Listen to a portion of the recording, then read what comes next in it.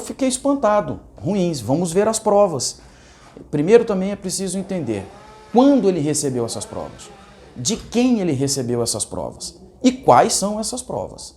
Se de fato elas existirem e confirmarem a fraude eleitoral, isso é um escândalo de proporção mundial.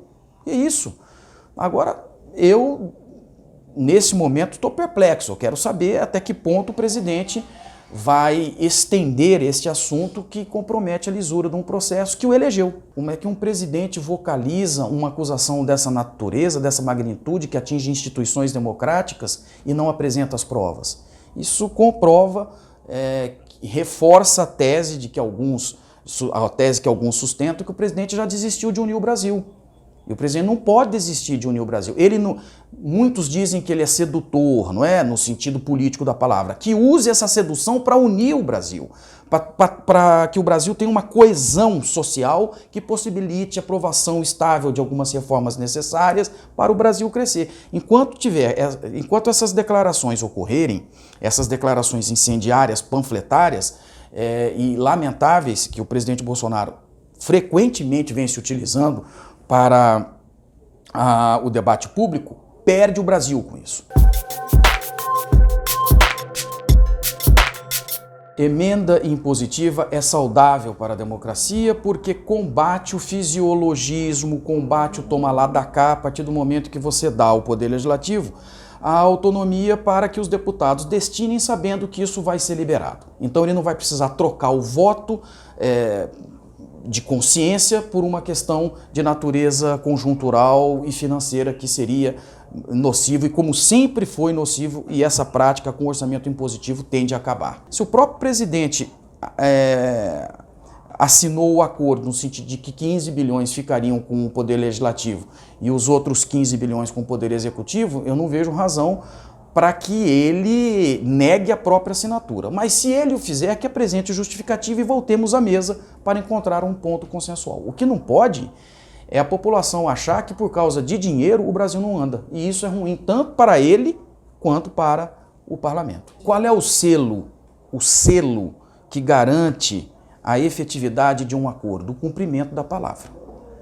E quando a palavra é seguida de uma assinatura, mais valiosa a palavra se torna. A partir do momento que você nega a assinatura e, portanto, a palavra, claro que fica difícil.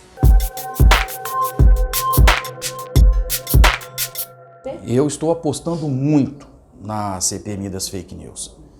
Agora descobriram que poderosos empresários brasileiros estariam financiando a indústria de fake news contra instituições democráticas. Gravíssimo.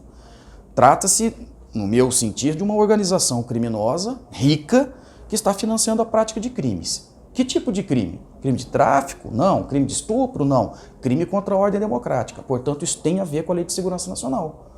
Isso é crime que tangencia a segurança nacional. E é gravíssimo.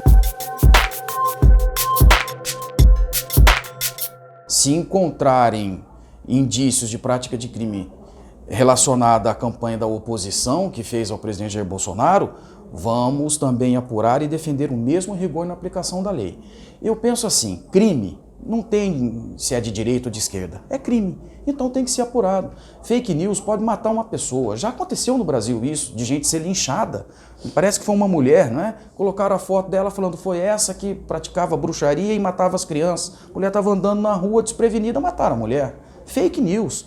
Então, isso precisa ser combatido de forma dura pelo regime democrático brasileiro. O regime democrático brasileiro tem que estar centrado na boa-fé dos argumentos, né? Nos bons propósitos das discussões, numa civilidade republicana do debate público. Posso assegurar a vocês, de acordo com o que me disse o presidente da comissão, Marcelo Ramos, primeira semana de abril nós já teremos o relatório. Eu já tenho o relatório esboçado, não é? Já tenho as principais partes do relatório já decididas na minha cabeça. E o que é a PEC da segunda instância? Ela não é mais a prisão em segunda instância, ela é muito mais do que isso. Estavam querendo dar um choque, vamos supor aí, mínimo, agora nós vamos dar um choque máximo na justiça brasileira. Um choque de efetividade, um choque positivo para melhorar a justiça. Então, todas as áreas do direito, desde a previdenciária até a criminal, as decisões de segunda instância vão ter executoriedade imediata. A tendência da maioria é que a PEC produza os seus efeitos apenas em relação aos processos iniciados após a sua vigência. Aos processos. Mas não por uma razão política, né? Porque muitos dizem, é o Lula, pega o Lula ou não pega o Lula. Não é por isso. É porque a partir do momento que nós decidimos que a PEC deve se estender para as outras áreas, previdenciária, civil, tributária e trabalhista, se você já apresentar a PEC produzindo imediatamente seus efeitos, não vai dar tempo para comerciantes, empresários, entendeu? Os próprios reclamantes da Justiça do Trabalho, os reclamados, os que ingressam na Justiça Previdenciária, não dá tempo da coisa começar imediatamente.